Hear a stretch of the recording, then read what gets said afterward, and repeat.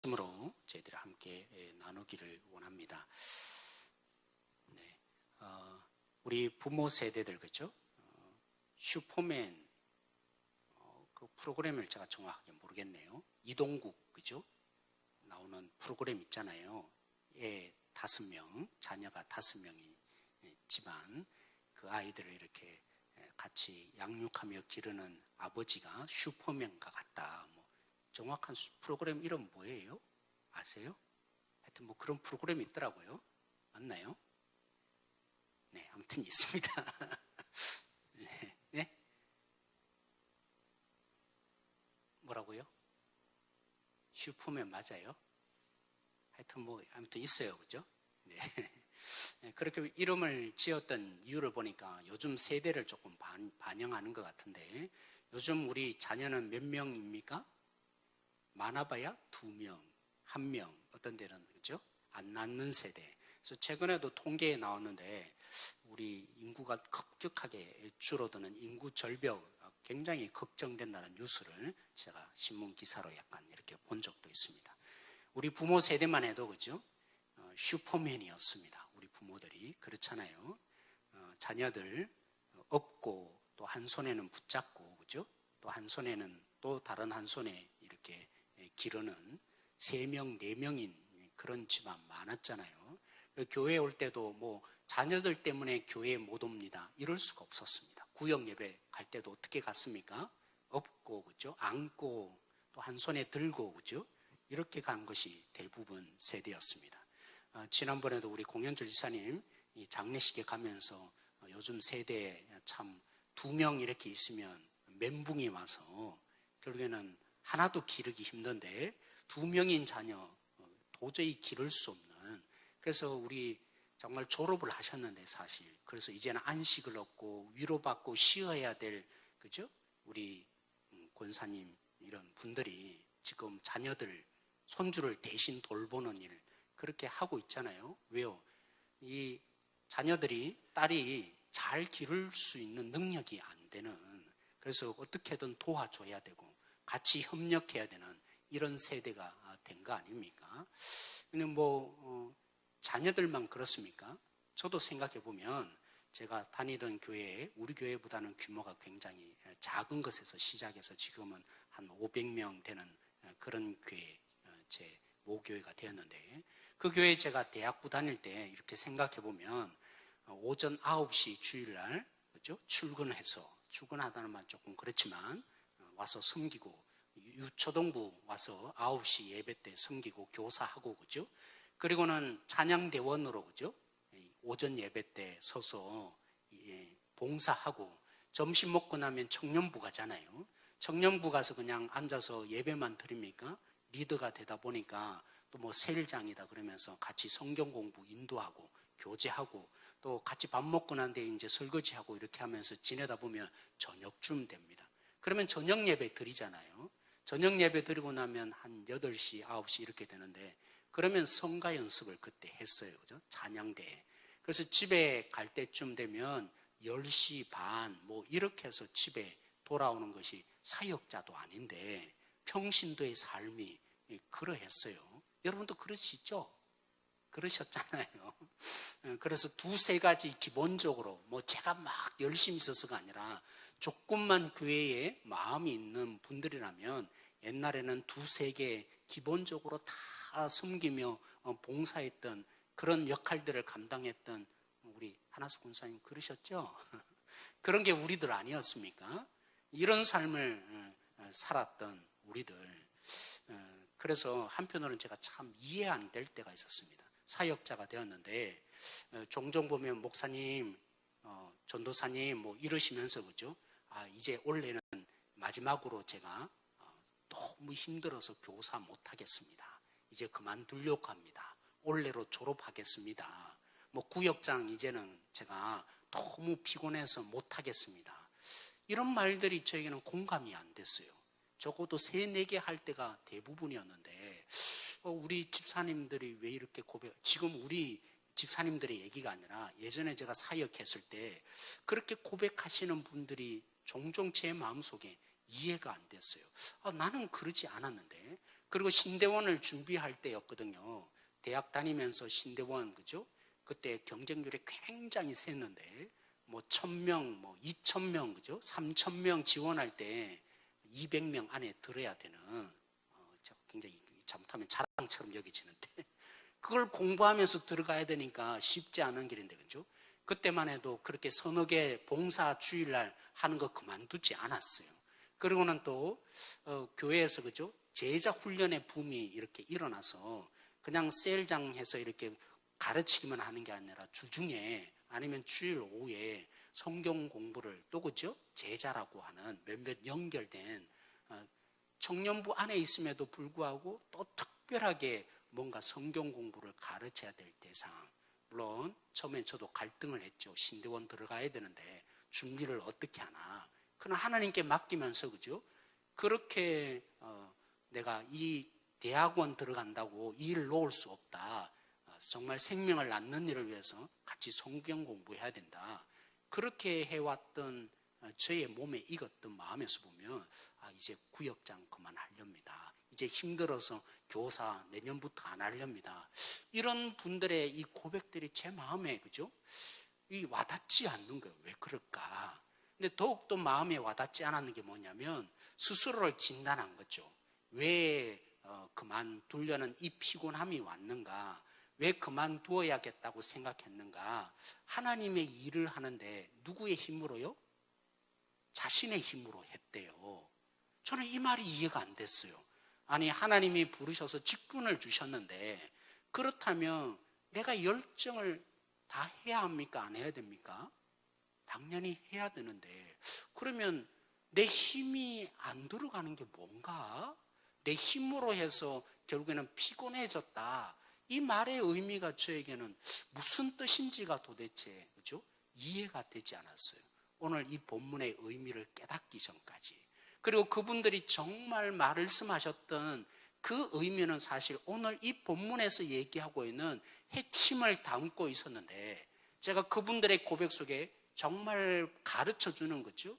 그분들의 이 마음에 담긴 정말 고민과 갈등 속에서 내놓았던 이 고백이야말로 오늘 이 본문에 바울이 고백했던 핵심을 담고 있는 건접하는 얘기가 담겨져 있었는데, 그분들의 이 얘기 속에서 진리로 가까이 가게 만드는 계기를 주고 있었는데, 제가 그분들의 이 감정과 상황과 여건이 이해되지 않는, 그래서 오늘 말씀을 한참이 지나고 나서야 깨닫고 난 뒤에야 이런 의미구나 라는 사실이, 그렇죠? 제 마음속에 정말 와닿게 되어지고, 그래서 그분들의 이 고백들, 내가 내 힘으로 하니까 결국 피곤하여질 수밖에 없고, 내 마음이 힘들었다는 이 고백이 뭘 뜻하는지, 그리고 그럴 수밖에 없는 이 삶의, 그렇죠? 우리의 신앙의 이 본질을 그분들이 정말 정직하게 잘 고백해 주셨다. 정말 그 고백이야말로 가장 이 목마름 속에 진짜로 나아갈 수 있는 첫걸음을 그분들이 사실은 한 거였구나. 오늘 말씀을 깨닫고 나니까, 그죠? 제 마음속에 이해되어지고 헤아려지고, 그 고백이야말로 다음 단계란 말은 조금 이상하지만 진짜 본질을 찾아갈 수 있는 시작이 그분들 속에 하나님이 일하고 계셨는데 제가 몰랐던 것이죠. 뭐 하기 전까지는요, 오늘 말씀에 내가 그리스도와 함께 죽고 이제 내 안에 내 속에 사시는 나를 위해서 살아나신 예수 그리스도를 믿는 믿음으로 산다는 이 바울의 고백, 그죠? 바울이 이 고백을 한 것은 그냥 신학적인 깨달음, 교리적인 얘기가 아니라 정말 그의 삶의 실제가 되었던, 정말 자신이 경험했던 이 사건 속에서죠, 바울이 고백할 수밖에 없었던 얘기죠. 여러분, 갈라디아서의 1장과 2장을 통해서 바울이 이제까지 무슨 얘기를 해왔습니까? 거짓 선생들이, 그죠? 갈라디아 교회에 들어와서 바울이 전해준 그 내용만으로는 부족하다. 신앙이 성장하고 성숙하고 좀 더 그리스도인이 되려면 바울이 얘기했던 것만 믿어서는 안 된다. 여기에는 부족한 뭔가 있는데 덧붙여야 한다. 라는 이 얘기에, 그죠? 바울이 갈라디아 성도들이 그렇게 점점 혼란스러워하고 그 얘기가 먹혀 들어가는 상황에 1장을 통해서 바울이 무슨 얘기를 해왔던가요? 내가 전하였던 이 말씀, 복음은 내가 고안한 얘기가 아니다. 하나님이 나를 처음부터 사도로 부르셨고, 그래서 사람들에 의해서 보충된 내용이 아니라 하나님이 나에게 전하여 준, 그래서 완벽한, 누구든지 내가 전해준 이 얘기는, 이 말씀은, 이 복음은 완벽할 수밖에 없는, 부족한 얘기가 아니라 이 말씀을 제대로 알고 나면 누구에게나 성장하고 성수하고 반드시 그렇게 되어질 수밖에 없는 완벽한 복음이다. 바울이 그렇죠? 배운 것도 아니고 또 누군가에서 보충받은 그 내용이 아니었다라는 얘기를 바울이 1장을 통해서 많이 얘기하지 않았습니까? 그러면서 2장의 실질적인 거죠. 예를 들었죠. 바울이 예루살렘에 올라갔던, 예수님의 부르심을 따라서 예루살렘에 올라갔던 사건, 그리고 바울이 그죠? 베드로에게 외식했던, 이 베드로를 꾸짖었던 이 실질적인 예를 통해서 복음이 얼마만큼 충분하고 그 복음이면 우리를 얼마만큼 성장시키고 이 복음만이 우리를 진짜 바꾸는, 삶을 뒤엎는 완벽한 것이다. 이 얘기를 그죠? 2장 19절까지 쭉 해온 마지막 결론. 그래서 2장 20절에 뭘로 시작합니까? 그러므로 라고 하면서 그런즉, 그래서 2장 20절은 갈라디아서에 어쩌면 전체의 주제를 담고 있는 핵심 구절이자 또 주제를 담고 있는 구절에 해당되는 본문에 해당하는 것이죠. 사랑하는 성도 여러분, 사실 바울이 이 말씀을 결론적으로 고백하여졌을 때 그죠? 바울이 어떤 삶을 경험했습니까? 바울은 정말 완벽했어요. 그죠? 자신이 보기에 열심으로나 열정적으로나 누구보다도 하나님을 위해서 사는 삶에 있어서는 남부를 것이 없는, 조금도 모자람이 없는 최고의 열심과 열정을 다해서 하나님을 섬기던 자, 예수님을 믿기 전에도 그렇게 섬기며 사랑하고 살던 자 바울이었습니다. 그래서 빌립보서 그죠? 3장 6절에 표현한 대로 율법에 의로는 뭐 했던 자라고요? 흠이 없던 자가 자신이었다. 바울이 고백했던 것이죠. 율법에 의로는 흠이 없었다는 말이 뭡니까? 가만히 들여다보니까 예를 들면 이런 것이죠. 분명히 성경에는 안식일을 지키라고 하는데, 일을 하지 않으므로 안식일을 지키라고 하는데 뭐가 일인지 아닌지 때로는 잘 모르는 것이죠. 이게 일인지 저게 일이 아닌 것인지. 그래서 성경을 연구하는 많은 사람들이 그죠? 어떻게 하면 성도들에게 실질적으로 삶의 신앙적으로 살아갈까? 이건 일일 수 있고 이건 일이 아니다. 항목들을 일일이 다 마련해 놓고 그죠? 그대로 살아갈 수 있도록. 그래서 정확히 지금 기억이 안 나요. 613가지로 분류하면서 그죠? 그런 규칙들, 신앙적인 법칙들, 이렇게 살면 하나님이 기뻐한다. 우리의 삶에 실질적으로 정치면 안식일 날 지키는 것은 이런 것이다. 이건 일이 되고 이건 일이 안 된다. 그래서 여러분, 예수님이 그죠? 오리를 가고자 하거든 이라는 말이 그냥 나온 게 아니에요. 여러분, 안식일 날 땀을 흘리는 것은 일이 되는데 안식일 날 어디까지만 가도록 허용했냐면 오리까지만 갈 수 있다. 그러면요, 오리에 조금만 더 걸어가면 뭐가 되는 거예요? 일이 된다고 생각한 거죠. 그래서 예수님이 그 얘기를 끄집어내어서 너희가 오리를 가고자 하거든 뭐라고요? 십리를 가주라는 얘기가 거기에서 나온 거예요. 이처럼 바울 자신이 정말 신앙적으로 실질적으로 하나님을 향한 열심을 가지고 오죠. 정해진 신앙의 규칙대로 최선을 다해서 하나도 어기지 않고 산 삶이 뭐였다고요? 율법의 의로 말하면 난 조금도 부족함 없이 산 자가 나였다라고 얘기했던 바울이었던 것이죠. 그래서 누구보다도 열심히 있었고 누구보다도 열심히 봉사했고 누구보다도 최선을 다해서 하나님을 향해서 그죠? 행동을 다하며 살았던 사람이 바울이었는데 예수님을 만나고 보니까 뭐였더라고요? 네가 어찌하여 나를 핍박하느냐고 다메섹 도상에서 들었던 사건 속에 바울이 획가닥한 것이죠. 나는 누구보다도 하나님을 향한 열심과 열정을 다해서 내가 최선을 다하고 나는 법 하나 어기지 않고 살았는데 결국 이 열심과 헌신과 충성의 그 모든 것들이 뭐 하는 것이었다고요? 주님을 핍박하는 것에 지나지 않았구나. 이 사실을 바울이 깨닫고 나니까 이제부터는 달리 보이기 시작했죠. 아, 나의 열심, 나의 노력, 내가 힘을 다한 그 모든 것들은 하나님과는 전혀 상관없는 일이 되었구나. 오히려 어떻게 했다고요? 주님을 핍박하는 시작이 되는 열심에 지나지 않았구나 라는 사실이 바울이 깨달아졌죠. 그래서 바울이 예수님을 만난 이후에 신앙은 뭔가 내 열심이 죽는 것으로 시작되는구나. 내가 가진 나로부터 시작되었던 내 힘을 빼는 것으로부터 시작되는 거구나. 그 말이 무슨 말이라고요? 예수님의 십자가에 죽을 때 예수님만 죽는 것이 아니라 나도 그 예수님과 더불어 죽는 삶이구나. 그래서 여러분, 예수님이 그죠? 종교 생활을 한다고 제가 종종 얘기하는 것처럼 누가 탕자입니까? 누구보다도 바리새인 중에 바리새인 종교 지도자들이 예수님을 가장 많이 핍박하고 대적했는데 그들을 향해서 너희들이 진짜 탕자다, 첫 번째 아들 탕자다 예수님이 진단하셨는데 그 말이 무슨 말이었습니까? 둘째 아들, 그죠? 죄를 짓고 하나님 모르고 산 사람, 당연히 하나님을 떠난 예수님이 등장시켰던 그 두 번째 아들 탕자였죠. 그들은 왜 떠났습니까? 왜 아버지의 품을 떠났어요?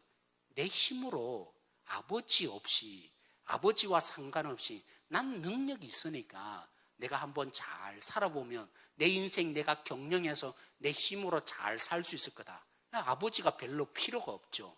아버지가 어떻게 보입니까? 간섭하시는 분 정도로만 여겨지니까 내가 조금만 힘을 기울이면, 내가 조금만 잘하면 내 인생은 잘 살아갈 수 있는데 아버지는 어떻게 보여요? 방해꾼으로 밖에 보이지 않으니까 독립해서 내 힘으로 살고자 결정한 일, 그걸 성경에서 뭐라고 합니까? 죄라고 하고 탕자가 되었다 예수님이 비유하셨는데 첫 번째 아들이 똑같다는 것입니다. 겉으로 보기에는 누구보다도 아버지 품 안에 있고 누구보다도 아버지의 뜻대로 살고 있는 것 같아도 그가 왜 착하게 삽니까? 그가 왜 아버지가 시키는 일을 합니까? 그가 왜 기도하고 그가 왜 성경을 읽습니까? 성경을 읽는 나의 열심으로, 내가 기도하는 나의 이 열정으로 내 스스로 하나님 없이도 내가 잘하면 구원은 이루어지고 내가 뭔가를 최선을 다하면 하나님이 원하시는 그 수준에 그죠? 이룰 수 있다. 그러니까 그의 마음속에 아버지가 존재합니까? 사실은 없는 거죠. 사실은 그 안에 누가 있습니까? 나밖에 없는 것이죠. 아주 교묘하게 보기에는 정말 하나님을 인정하는 것 같은데 그의 내면을 가만히 들여다보면 누구만 있습니까? 최선을 다하고 있는 나만 있는 것이죠. 열심을 다하고 있는 나만 그 안에 존재하고 있는 것이죠. 그래서 예수님과 함께 바울이 죽었다는 말이 뭡니까? 아버지 없이 나 혼자의 열심을 가지고 나의 최선을 가해서, 그죠? 사실은 아버지를 떠난 삶을 살았던 이 삶이 회개되어지고 십자가에 죽을 때 나도 그렇게 살던 태도가 이제는 죽기가 결정되어지고, 그래서 예수님이 죽었을 때 나도 거기에 내가 주인 노릇하였던 내 열정으로만 신앙생활 해왔던, 사실은 우리 성도들이 그죠? 저희가 몰랐던 고백, 열심은 다 해야지 왜 열심이 없는 거냐고. 맞죠? 열심이 없어야 된다는 말이 아니라 그 내면을 가만히 들여다보면 하나님의 사랑이 동기가 아니라 내 스스로 내 힘으로 내 노력으로 그죠? 이루어 보겠다는 하나님이 전혀 들어있지 않는 이 열심, 이 부분들이 주님이 죽으셨을 때, 십자가에 죽으셨을 때 나도 함께 죽었다. 바울이 삶을 통해서 결국 예수님을 만나고 깨달아진 게 뭡니까? 아, 내가 열심히 신앙의 규칙을 지키고 살았던 이 모든 것이 결국에는 내가 주인 돼서 내가 한번 해보려고 했는 거구나. 정말 누구보다도 교묘하게 흔히 개처럼 집어급하는 이방인들, 그리고 죄를 짓고 사는 저 사람들이 보기에는 나는 잘한다고, 모범적이라고 정말 최선을 다해서 열정을 다해서 하나님을 섬기는 것 같아도 하나님의 내면을 아시잖아요. 우리 내면에 뭐가 들어있는지 아시잖아요. 하나님을 의지함이 하나도 없고 하나님의 진정한 사랑과 그 교통이 하나도 없이 나만으로 가득 찬 마음으로, 그죠? 내 열심만으로 충성을 다하는 이 모습이 가득했던 이 부분이 주님이 죽을 때 주님만 죽은 것이 아니라 나도 거기에 함께 죽었다라는 고백이 들어있는 것이죠. 그래서 바울이 예수님과 더불어 나는 죽었다고 할 때 내가 율법으로 살았던 이 삶이 더 이상 존재하지 않는 내 의무와 내 열심으로 살았던, 내가 내 자신의 주인 노릇을 해왔던 이 본질이 이제는 죽었다라고 바울이 고백하는 것이죠. 그럴 때 내 안에 누가 살기 시작한다고요? 나를 위해서 죽으셨던 그 예수님이 내 안에 이제 실제가 되어서 살게 되는 일. 그러면요, 진짜 열심이 나타나는 것이죠. 우리 그러잖아요. 우리는 어떻게 사람을 섬깁니까? 우리가 정말 봉사할 때 어떻게 봉사합니까? 우리는 사람들의 반응에 너무나 민감합니다. 열매가 있느냐에 없느냐에 따라서, 그렇죠? 어떤 분이 저에게 말씀을 하시더라고요. 목사님, 종종 하나님의 뜻이라고 하면서, 그렇죠? 결국에는 보니까 어려워서 그만두는 목회자들을 참 많이 발견했다고. 갑자기 이 얘기를 내가 왜 했죠? 우리는 그래요, 그렇죠? 내 힘으로, 내 열정으로 시작한, 내 헌신으로 시작하면 사람들의 반응이 없고 열매가 없으면 어떻게 합니까? 결국에는 그만둡니다. 포기를 하죠. 내 힘으로 시작했기에 사람들이 오해하거나 반응이 잘못되면 우리는 기분 나빠질 수밖에 없죠. 그렇죠? 사람들이 오해하면 어떻게든 나는 잘못이 없다고 시시비비를 밝히는 데만 온 힘을 다 기울이죠. 왜요? 내 힘으로 했기에 내가 인정받는 것이 중요하고 내가 어떻게 저 사람들이 수용되는가만 중요한 결론이니까. 근데 정말 내 안에 살아계신 주님이 있다면요, 내 열심이 죽고 나로부터 시작되었던 힘이 이제는 죽고 내 안에 살아계신 예수님으로 시작되면요, 예수님이 어떻게 하셨는데요? 우리의 반응을 보고 이 땅에 오셨습니까? 우리가 어떤 사람인지 주님 좀 갈망합니다. 좀 우리 속에 와 주십시오. 그래서 예수님이 이 땅에 오셨던가요? 아니죠. 성경에서 얘기하는 것처럼 원수 되었을 때, 원수가 뭡니까? 오고 싶지 않은 존재, 함께 밥 먹고 싶지 않은 존재, 반응은 불구하고, 그렇죠? 원수된 우리를 위해서 이 땅에 오신 그 예수님이 내 안에 살아계시면 사람들이 오해하고 반응하지 않고, 그죠? 때로는 잘못 이해한다 할지라도 우리는 어떻게 합니까? 우리 주님이 내 속에 살아계시기에 그 주님의 능력으로 내가 삶이 시작되고 헌신하고 봉사가 시작되기에 반응하지 않는다, 오해한다 할지라도, 그죠? 시시비비 가리는데 난 그래도 그런 의미 아니었습니다. 오해하지 마십시오. 이런 부분들에 목숨을 거는 사람, 사람들이 어떻게 반응해 주냐에 따라서, 그죠? 사역하는데 포기가 일어나고. 그래서 유기성 목사님이 그래서 그렇게 말씀하시는 것 같아요. 나는 도대체 이해가 안 된다고. 목회자들이 힘들어서 지쳐 있다는 말이 이해가 안 된다고. 참 왜 그 말을 했겠습니까? 우리를 저도 지칠 때가 한두 번이 아닌데 정말 주님이 진짜 내 안에 있다면 주님이 어떻게 이 땅에 오셨는데요? 사람들의 환영이 이제 준비되어서, 사람들의 마음이 준비되어서 때가 참해라는 말이 그렇죠.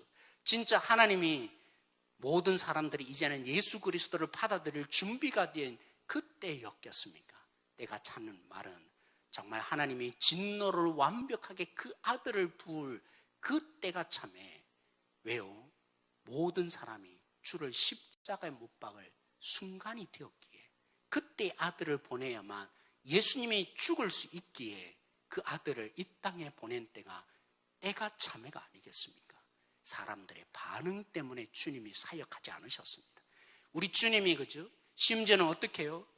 저들이 나를 오해하네. 그래서 십자가에 내려와서 증명할 수 있는데도 불구하고 단 한마디도 말씀하지 않으시고 묵묵히 그 십자가의 자리 지켜내신 거 아닙니까? 그리고 뭐라고 하셨습니까? 저들이 하는 일을 알지 못합니다. 저들을 용서하여 주십시오. 우리는 어떻습니까? 내 힘으로 시작하면, 나로부터 시작된 헌신과 내 자신이 근원이 되어서 하는 그 모든 열심은 결국에는 사람들이 오해하면, 사람들이 함께하지 않으면 적으로 여겨집니다. 그렇죠? 나와 똑같은 동지가 아니라고, 함께 할 수 없는 사람이라고, 어떻게든 내 마음속에 미움이 일어나죠. 이렇게 어떻게 잘합니까? 제가 그러거든요. 종종 보면 나는 이렇게 사역했는데 이렇게 오해해? 순간마다 불끈불끈 그죠? 이 미움이 일어나는 존재가 돼요. 그런데 주님이 정말 살아계신 주님이 그 마음에 진짜 있으면요, 그렇게 반응하는 존재를 향해서 어떤 마음이 들겠습니까? 우리 주님이 저들이 하는 일을 알지 못합니다. 긍휼히 여기시고 불쌍히 여기시고 멸하시면 안 됩니다. 말씀하셨던 그 주님이 진짜 내 속에 살아있으면 우리가 어떻게 반응하겠습니까? 하나님, 정말 주님의 복음을 알았다면 이럴 수 없습니다. 긍휼히 여겨주십시오.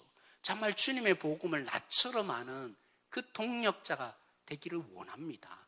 그래서 끊임없이 그가 주님을 아는 나와 같은 그런 입장이 되도록 붙들어주고 기도해주고 놓칠 수 없고 언젠가는 동력자로 세워질 때까지 포기하지 않는 일이 어떻게 가능합니까?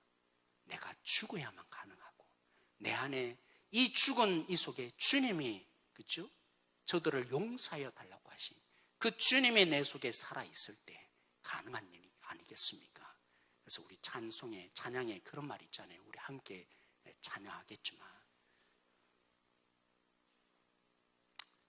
내 속에 주님이 있으므로 내 눈이 주님의 눈이 되어지고 내 손이 주님의 손이 되어지고 내 발이 주님의 발이 되는 역사 일어나는 것이죠. 제가 예전에 그죠? 몇 번 나눴는데 정말 제 존재는 약하고 자꾸만 죄를 짓고 이런 삶을 살아가니까 성도들을 목사로서 섬기면서 사랑하지 못하는 이 육신의 이 연약함 속에 하나님, 차라리 이런 자 이렇게 제가 사역할 수 없습니다.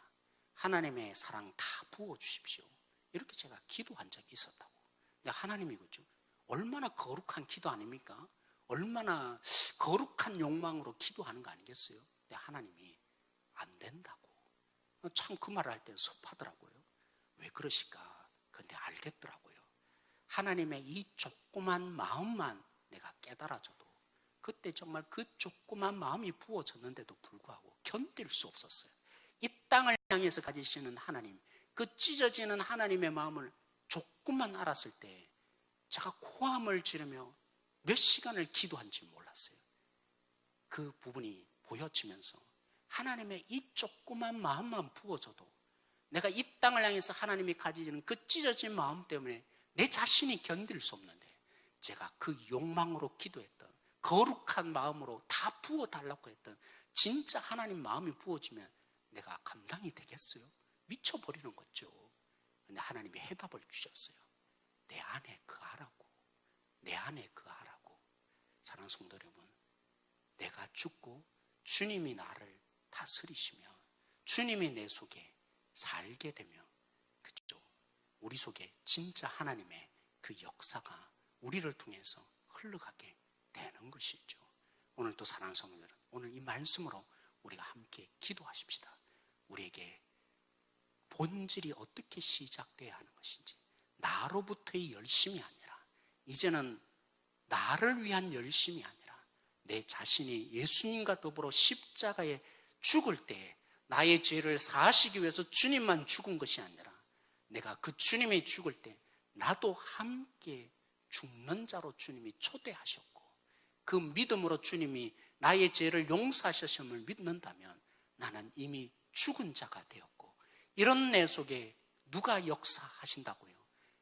우리를 위해서 아낌없이 목숨을 내어놓으시고 죄에 대해서 판단하시고 정죄하지 않으시고 여전히 저들의 죄를 용서하여 달라고 중보의 자리 지키시면서 우리를 위해서 긍휼을 부으시는 그 예수님이 살아서 역사하는 자, 그 주님으로 시작되어지는 우리 한 사람 한 사람 되는 존재들 되어지기를 원합니다. 오늘 이 마음으로 우리 함께